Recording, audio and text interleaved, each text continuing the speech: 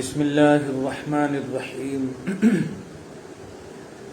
نحمده ونصلي ونسلم على حبيبه الكريم الأمين العزيز الرؤوف الرحيم وعلى آله وأصحابه الأفضلين الأكرمين أجمعين أما بعد فأعوذ بالله من الشيطان الرجيم بسم الله الرحمن الرحيم يا أيها الذين آمنوا لا تكونوا كالذين آذوا موسى فبرأه الله مما قالوا وكان عند الله وجيها صدق الله العظيم الصلاة والسلام عليك وعلى آلك وأصحابك وأهل بيتك يا رسول الله صلى الله تعالى عليك وعلى آلك وبارك وسلم.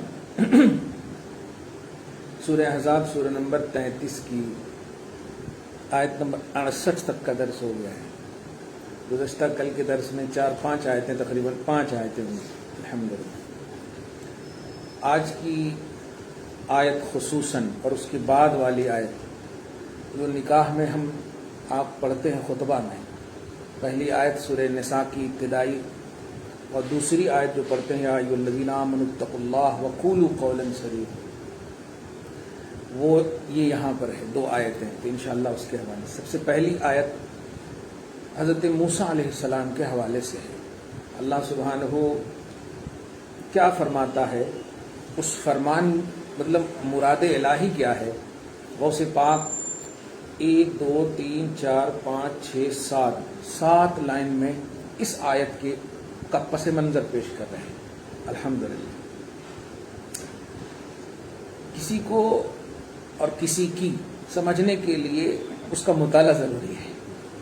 اللہ کو سمجھنے کے لیے اللہ کا مطالعہ ضروری ہے، سمجھ رہے ہیں، اور اللہ کی سمجھنے کے لیے اللہ کی مطالعہ کی ضرورت ہے. افسوس ہے یہ لوگ یہودی کے مطالعہ کرتے ہیں، ایک ڈکشنری کا مطالعہ کرتے ہیں اور اس کے حساب سے ترجمہ پیش کرتے ہیں. ترجمہ تو ہو جاتا لیکن ترجمانی نہیں ہو سکتی، مراد نہیں ظاہر ہو سکتی. خیر تمہید دیکھیے، بڑا مزہ آئے گا. ثم وصى سبحانه عموم المؤمنين بأن لا يكونوا مع نبيهم صلى الله عليه وسلم مثل بني اسرائيل مع موسى صلوات الرحمن عليه وسلامه. کیا ادب ہے ان کا. پھر اللہ سبحانہ نے تمام مومنوں کو اس بات کا حکم دیا، یہ غوث پاک کا ترجمہ بول رہا ہوں، کہ وہ یعنی تمام مومنین اپنے نبیوں کے ساتھ ایسا ہرگز نہ کریں جیسے کہ بنی اسرائیل نے موسیٰ کے ساتھ کیا. غوث پاک فرما رہے ہیں کہ تم موسیٰ کے ساتھ کرنے والے بنی اسرائیل کی طرف مت ہونا. اللہ کی رحمت ہو اور اللہ کی سلامتی ہو ان پر. ولا یقصدوا اذاہ، اور عام مومنین یوں کہیے کہ امت محمدیہ کو اللہ تعالی یہ کہہ رہا ہے کہ قصد بھی نہ کرنا نبی کو تکلیف دینے کی، نبی کو تکلیف دینے کا قصد بھی نہ کرنا صلی اللہ علیہ وسلم. کما قصدوا، جیسا کہ بنی اسرائیل نے موسیٰ کو تکلیف دینے کا قصد کیا. ولا یرموہ بشیء لا یلیق بشانہ، اور تیسری بات، اور نبی کے اوپر یا نبی کے حوالے سے کوئی ایسی چیز نہ بولنا جو ان کی شایان شان نہ ہو. کیا بات ہے، غوث پاک کا ادب دیکھیے. کما رموا بہ موسیٰ علیہ السلام، جیسا کہ بنی اسرائیلیوں نے موسیٰ کے اوپر الزام تراشی کی. کیوں؟ اب غوث پاک کہہ رہے ہیں کیوں میں کہہ رہا ہوں ایسا، کیوں کہہ رہا ہوں؟ لأن معاشر الانبیاء کلہم یا کلہم معصومون عن الکبائر مطلقا. اس لیے کہ تمام نبیوں کی جماعت، تمام گروہ انبیاء کبیرہ گناہ سے مطلقاً معصوم ہوتے ہیں. لفظ مطلقاً پر غور کیجیے، مطلقاً معصوم ہوتے ہیں. بل عن الصغائر ایضاً، بلکہ قادری یعنی غوث پاک کا عقیدہ یہ ہے کہ صغیرہ سے بھی محفوظ رہتے ہیں، چھوٹے موٹے گناہ بھی نہیں کر سکتے. بظاہر جو دکھتا نا تمہارے کو گناہ، وہ ان کی شایان شان ہے، ان کی شایان شان ہے. خیر فلا بد لمن آمن لہم، لہذا جو بھی ان کے اوپر ایمان لائے نہیں تمام نبیوں کی بات ہے، اللہ یرموہم بمکروہن، تو لازم ہے کہ اس نبی پر کوئی مکروہ الزام نہ لگایا جائے. کیا بات ہے. ولا یلیق بشانہم، اور نہ ایسی بات کہی جائے جو ان کی شایان شان نہ ہو. مع انہ سبحانہ اظہر براءتہم وطہارت ذیلہم، کیوں سنو، اس لیے کہ اللہ سبحانہ ان نبیوں کی براءت اور طہارت کا اظہار فرما دے گا، ہمت بھی نہیں کرنا. فبقى اسم الافتراء والمراء على المفترین، تو باقی رہے گا الزام تراشوں کا صرف الزام. اور فینتقم سبحانہ عنہم منها ویأخذہم بها، تو پھر اللہ تعالیٰ مفترین یعنی افترا کرنے والوں کے افترا کی بنیاد پر ان کا انتقام لے گا. ان پر تو کچھ ہوگا نہیں. یہاں عام زبان میں آپ ہم سب یہ سمجھا سکتے ہیں کہ اوپر تھوک پھینکو گے تو تمہارے اوپر گرے گا. یہ عام زبان. فقال، یہ بات ہوئی. اب فقال، چنانچہ اللہ پاک ارشاد فرماتا ہے. غوث پاک کہتے ہیں کہ اللہ پاک ارشاد فرماتا ہے. کیا بات ہے. یا ایھا الذین آمنوا، اور یہ یا ایھا الذین آمنوا کی تفسیر خدا کی قسم پوری کائنات میں میرے مطالعہ کے مطابق نہیں ہے. کیسے؟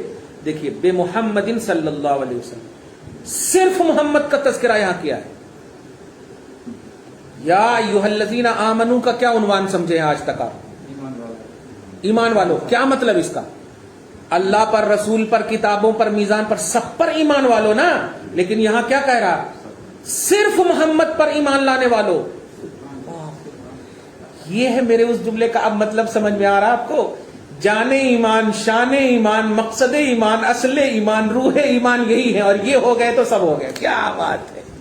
غوث پاک کا عقیدہ رسالت دیکھیے آپ. سبحان اللہ. یا ایھا الذین آمنوا بمحمد، سبحان اللہ. واہ واہ، یہ لفظ بھی چومنے کا من کر رہا ہے. اے وہ لوگ جو ایمان لائے صرف محمد پر. کیا بات ہے. جملے مقتضی ایمانکم بہ، محمد پر ایمان لانے کا تقاضا یہ ہے کیا کہ لا تکونوا قاصدین اذاہ بنسبت المکروہ والمنکر الیہ، ان کی جانب کوئی ناپسندیدہ چیز نہ طبعاً نہ شرعاً، ایسی چیز جو طبیعت بھی جسے ناپسند جانتی ہو، شریعت بھی جسے ناپسند جانتی ہو، ایسی چیز کی نسبت کرنے کا ارادہ بھی نہ کرنا. وہ بتعییر ہی، اور ایسی چیز کی نسبت مت کرنا جو میرے حبیب کو عار دلائے. وہ تشنیعہ بامر صدر عنہم، ہاں یہی بات دیکھیے گا. اور کسی ایسے امر پر، یہ خاص اہل حدیث کو دھیان میں رکھیے گا، جو بول دیتے ہیں محمد کو بھی اللہ نہیں چھوڑے گا، غوث پاک کو بھی نہیں چھوڑے گا. جملے پہ غور کریں. یہ لان تان ہی تو ہے نا ان کی ذات پر، کیونکہ جو ریسپیکٹڈ ہوتے ہیں ان کے حوالے سے ایسی بات نہیں بولی جاتی. تو کسی ایسے امر پر جو اس نبی سے سرزد ہوا ہو اور تمہیں سمجھ میں نہ آئے، وَلَمْ تَفْهَمُوا سِرَّهُ، اور اس امر کا راز تم نہ سمجھ سکو، تو پیدل ہو جانا، انگشت نمائی نہ کرنا. کیا بات ہے. واہ واہ واہ، سبحان اللہ سبحان اللہ، واہ واہ. اور سنو، کالذین آذوا موسیٰ، ان کی طرح مت بن جانا جیسے کہ بنی اسرائیلیوں نے موسیٰ کو تکلیف دیا، اور اس کے بعد کیا ہوا؟ فاغتم منہا، اس ایذا کی وجہ سے موسیٰ غمزدہ ہو گئے. وتحزن حزنا شدیدا، اور موسیٰ کو بڑا حزن ہوا، بڑا ملال ہوا. یہ ملال دیکھ کر، چونکہ منتخب من اللہ کا مسئلہ ہے، انتخاب الہی پر انگشت نمائی ہے، تو اللہ فرماتا فبرأہ اللہ، تو اللہ پاک نے حضرت موسیٰ علیہ السلام کو ان کی طینت، ان کی پاکیزگی، ان کی طہارت کا اعلان فرمایا. موسیٰ تم ٹینشن کیوں لیتے ہو؟ میں نبی بنایا ہوں، میں تہمت نہیں لگا رہا ہوں، میں تجھے، ارے میں ہوں یہاں، یہ دیکھو میں نبی بنایا ہوں. کیا بات ہے. مما قالو، ان تمام باتوں سے یا ان عیبوں سے، جو عیب یا جو الزام موسیٰ پر ان لوگوں نے بکا. اب وہ عیب کیا تھا؟ غوث کی زبانی سنی. ترجمہ تو یہاں تک ہو گیا، یہی ہے بس. لیکن آپ کا دماغ میں تو کون سا عیب تھا، وہ عیب کیا تھا؟ تو دو عیب گنایا میرے غوث پاک نے. اب وہ عیب کیا تھا ذرا غور کیجیے. وذالک ان قارون،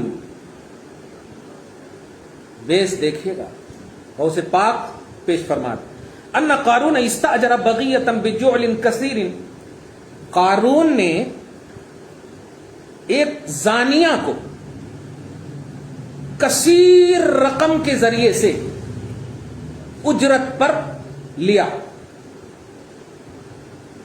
بلایا، رکھا، اس شرط پر کہ تم جو ہے موسیٰ علیہ السلام پر اپنے نفس کا الزام لگانا، اتنا صرف کر دینا، اور تمہارے لیے یہ عیب نہیں، شان کی بات ہے، تم تو ہو ہی زانیہ. دیکھیے گا قارون نے فرموہ بہا، تم جب لگاؤ گی نا تو پھر قوم بھی لگانا شروع کر دیں گے. ثم احضروها فی المجلس، پھر سارے لوگ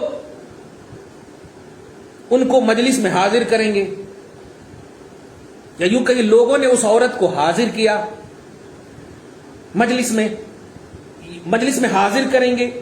لتفضحہ علیہ السلام علی رؤوس الملا، اور جب حاضر ہو جائے گی وہ عورت اور جب اعلان کرے گی تمام لوگوں کے سامنے تو فضیحت ہوگی موسیٰ کی. اور میں یہی چاہتا ہوں.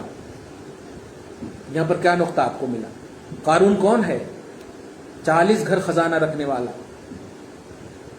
جس کے ایک گھر کا کمال یہ ہے کہ میں سمجھانے کے لیے کہوں پورا حیدرآباد ایک گھر سے بھی چھوٹا ہے. ان کی کیلیاں اٹھانے کے واسطے جماعتیں کثیرہ تھی، لیکن دیکھیے محبوب بندے کی دشمنی کیا کر دی. کہتا ہے کہ میں موسیٰ کی فضیحت دیکھنا چاہتا ہوں، میں رسوائی دیکھنا چاہتا ہوں. اچھا، فاقرت لعصمتہ، اس کو غور کیجئے گا، اس عورت نے موسیٰ علیہ السلام کی عصمت کی بنیاد پر اقرار کر لیا. اس لفظ پر غور کیجئے گا، موسیٰ یعنی ایک زانیہ کو بھی اللہ کے محبوب بندے کی عظمت کا اعتراف ہے. اور وَأَظْهَرَتْ مَا أَعْطَوْهَا مِنَ الْجُعْلِ، چلا تھا کہ ان پر ہم یہ کریں گے، دیکھیے گا ان پر ہم یہ کریں گے، لیکن اس نے جو دیا تھا نا اس عورت کو، وہ سب کے سامنے دیکھو دیکھو دیکھو، اے موسیٰ ٹینشن مت لو، یہ میرے کو پیسہ دیا ہے تیرے کو برا برا کہنے واسطے، لو. نہ خدائی ملا نہ وصال صنم، نہ ادھر کے رہے نہ ادھر کے رہے. فدعا موسیٰ علیہ ففعل بما بہم وبما معہم سبحان ما فعل من الخصم. حضرت موسیٰ علیہ السلام نے قارون کے لیے بد دعا کر دی. بد دعا مطلب قارون کے خلاف دعا کر دی، بد کا لفظ نہ بولو. تو اللہ سبحانہ نے کیا کیا قارون کے ساتھ سنیے، غوث کہتے ہیں من الخصم، اس کو بھی دھسا دیا اور اس کی تمام تر دولتوں کو بھی دھسا دیا، جیسا کہ سورہ قصص میں ہے پارہ نمبر 20 میں لاسٹ پیج میں. ایک تو واقعہ یہ ہے اس آیت سے ریلیٹڈ کہ موسیٰ کی قوم کی طرح نہ ہونا جیسا کہ قوم موسیٰ نے ان کے ساتھ کیا، ایک وجہ یہ کیا تھا. دوسری وجہ او قذفوہ بعیب فی بدنہ من برس او ادرت، یا موسیٰ کی قوم نے یعنی بنی اسرائیلیوں کو مطلب یہ کہ عیب لگایا ان پر کہ ان کے بدن میں جو ہے کوڑ ہے، اس لیے وہ چھپ کر کے اپنا بدن چھپا کر رہتے ہیں. کوڑ ہے یا پھر وہ نامرد ہیں معاذ اللہ، سمجھ رہے ہیں؟ برس کا بھی لفظ ہے اور ادرتن، یا وہ صحیح نہیں ہے، انکمپلیٹ ہے یہ جملہ قوم نے. تو اللہ سبحانہ نے کیا کیا؟ دیکھیے فبرأہ اللہ سبحانہ، غوث پاک کے جملے. تو اللہ سبحانہ نے ان کو بری کر دیا ان دونوں عیب سے کہ نہ برس ہے اور نہ کوئی کمزوری ہے. مگر کیسے اس کو کیسے ظاہر کرے؟ اسی لیے کہتے ہیں جب انسان خود ظالموں کا جواب دیتے دیتے تھک جاتا ہے، حالت کے منظر نامے میں سنیے گا اس جملے کو، تھک جاتا ہے، خدا کی قدرت سہارا دے دیتی ہے. ہم سب تھک گئے تھے عالمی سطح پر، آج دے دیا سہارا رب نے.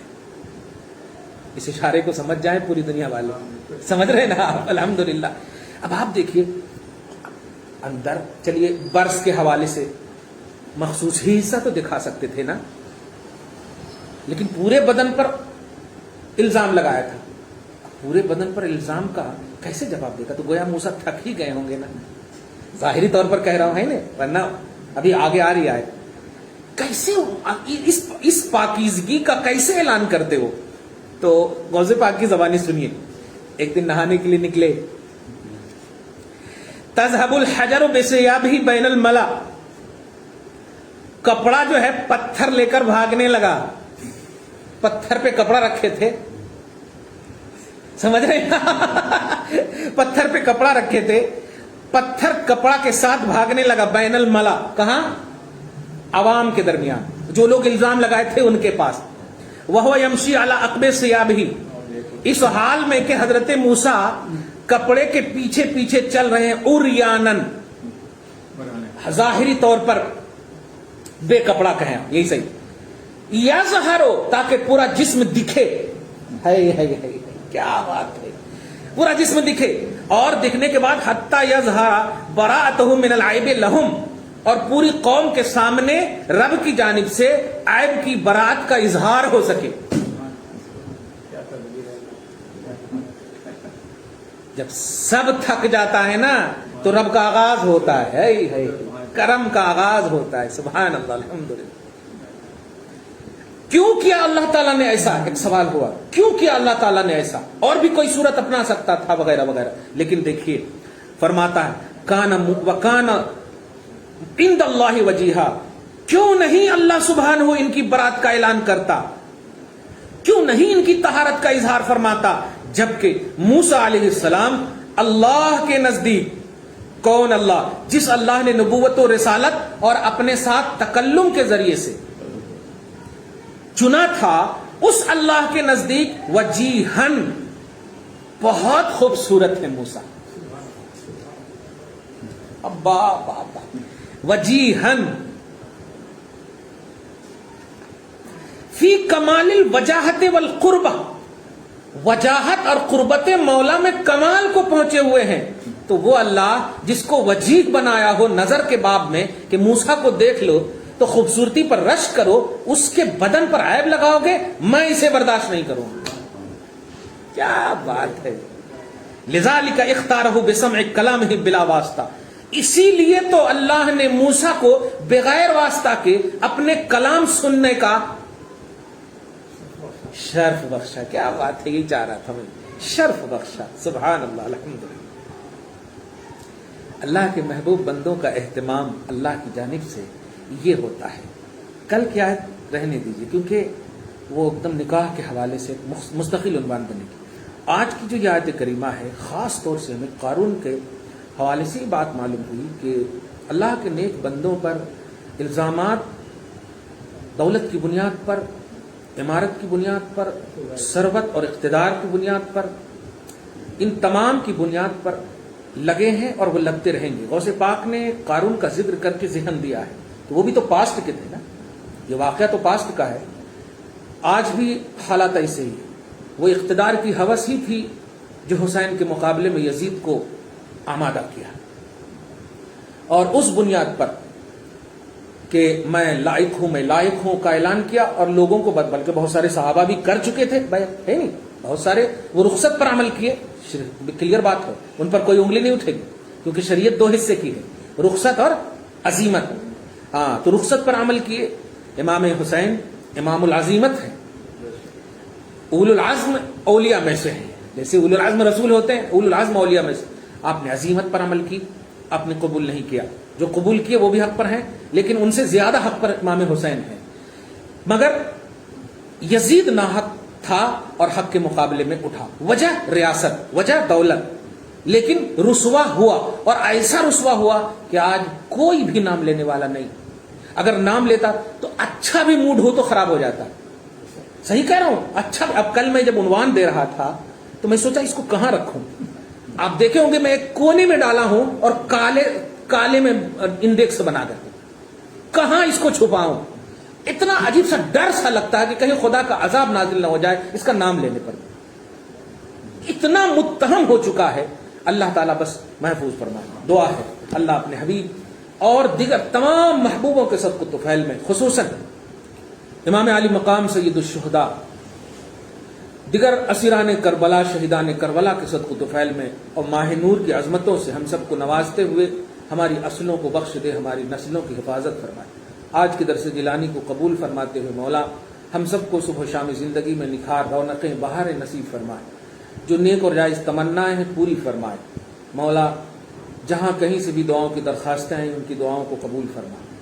ہماری حاضری کو، ہم سب کی اس درس کو اور اس نشست کو اپنے فضل سے محبوب سبحانی کے صدق و طفیل میں قبول فرما، اولیاء حیدرآباد کے صدق و طفیل میں قبول فرما۔ جہاں کہیں بھی پریشانیاں لاحق ہیں تمام مسلمانوں کے گھروں سے، معاشرے سے، شہر اور ملک سے، عالم سے پریشانیوں کو دور فرما۔ وصلی اللہ تعالی علی خیر خلقہ محمد وآلہ واصحابہ اجمعین برحمتک یا ارحم الراحمین۔